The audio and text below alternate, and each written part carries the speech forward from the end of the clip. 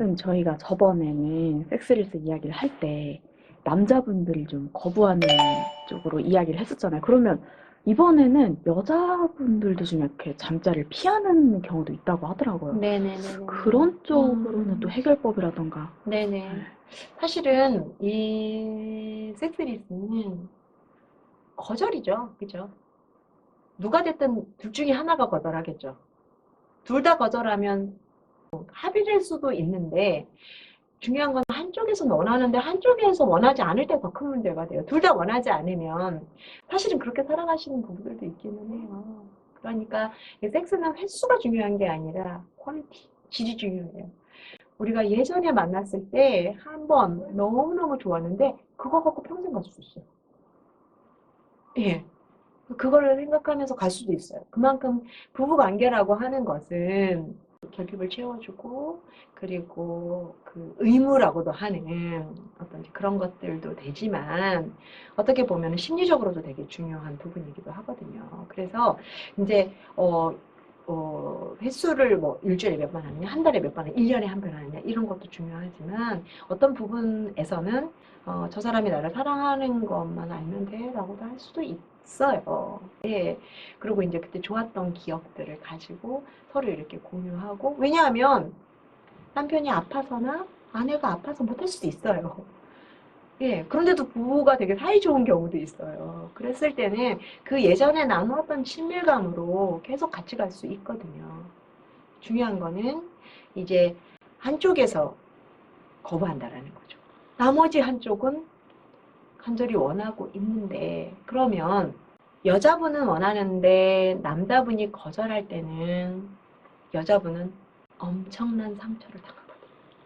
상처를 받거든요. 이거는 굉장히 근원적인 상처인데 나는 이제 여자도 아닌가 보다. 나는 쓸모없는 존재구나. 여기까지 가거든요. 굉장히 우울감까지 오게 하는 큰 문제가 되기도 하고요. 남자분은 또 어떤 거냐 하면은 스트레스를 받아요. 나를 왜 거절하지? 그리고 이제 심지어는 뭐 연구 결과에 의하면 그 부부의 잠자리로 인한 사회생활의 연관성이 좀 있어요. 집에서 남편분들이 아내하고 잠자리를 하지 않을 때는 사회 나가서도 그렇게 활기차고 프라이드 있는 사회생활을 할 수 없다. 라고까지 나와 있어요. 예. 그런데 오늘 아까 질문하시기는 여자분들이 거절하는 경우는 대부분 이제 사실 육아하고 관련이 있고 출산하고 관련이 있을 수 있거든요.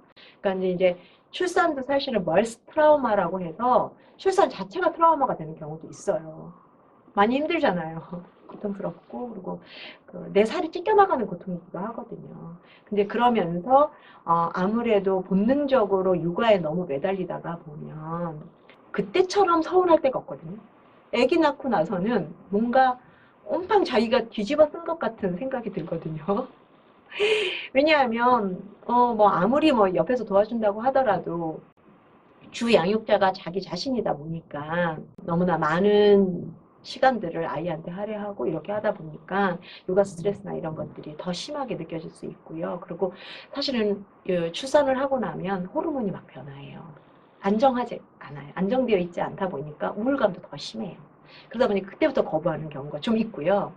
이제 또 하나는 뭐 이런 얘기를 조금 글쎄요. 조심스럽게 할게요. 굉장히 조심스럽게 할게요. 이게 남자분이 기능적으로 조금 부족하다고 느낄 경우가 있거든요. 예를 들어서 뭐 우리가 그냥 뭐 전문 용어 하지 않는다고 해도 뭐 예를 들어 조루증 같은 것도 있고 지루증도 있어요. 네. 조루증은 그냥 말 그대로 그냥 빨리 끝나는 거고 지루증은 못하는 거예요. 심리적인 문제인데 이것도 계속 시간만 오래 끌 뿐이지 하나도 즐겁지 않은 거예요. 그럼 자, 기능적으로 섹스라는 이 자체가 즐겁지 않을 때 여자분들은 거절할 수밖에 없죠.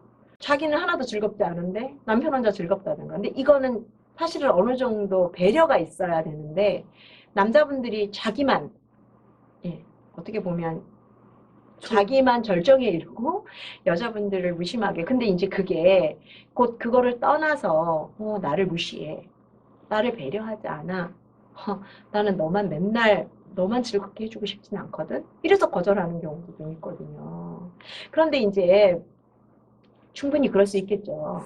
그러면은 이 두 가지 다 어떤 그 해결점이 좀 있어야 될 것 같은데, 예를 들어서 우리가 처음에 이야기한 게 뭐라고요?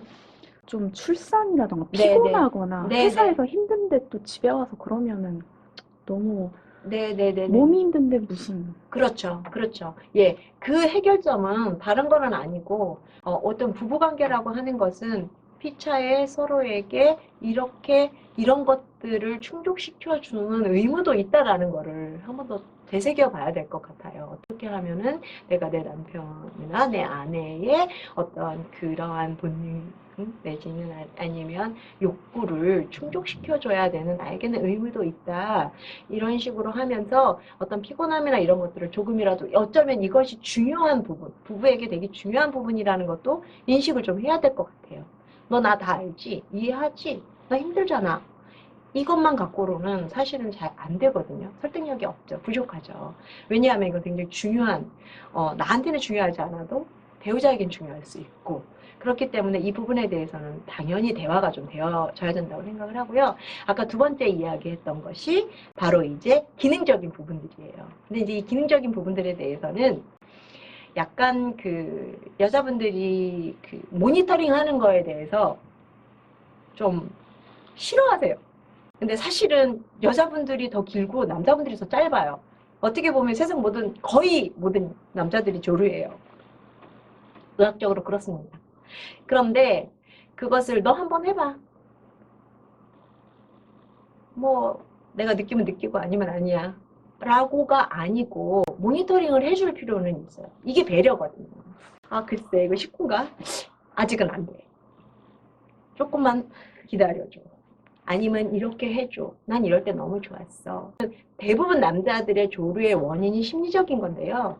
내가 먼저 해버리면 어떻게 하지? 그런데 여자 입장에서 아내 입장에서 너 한번 해봐. 이렇게 되면 그 불안이 가중되겠죠? 그런데 걱정하지 마. 내가 모니터링 해줄게. 왜냐하면 남자는 죽어도 여자가 될 수 없고 여자는 죽어도 남자가 될 수 없기 때문에 몸도 다르고 마음도 다르거든요. 그래서 그거를 충분히 서로 이야기하고 이야기하고 오픈하고 이렇게 해줘. 뭐 다 있잖아요. 방법들이. 그리고 저는 그래요. 왜 세탁기 두고 손빨래 하냐. 병원에 가라. 요즘 얼마나 좋은데. 그런 적극성을 보여주는 것도 남자분들이 되게 자존심 상해할 필요가 없는 거거든요. 요즘 약들도 되게 좋아지고 했으니 내가 당신을 행복하게 해주기 위해서 우리가 부부관계를 잘 하기 위해서 내가 병원에도 각오할게 하는 노력도 좀 보여주고 그 옥시토신이라는 호르몬이 언제 나오느냐 하면은 부부관계 할 때 서로의 친밀감을 느낄 때 나오거든요.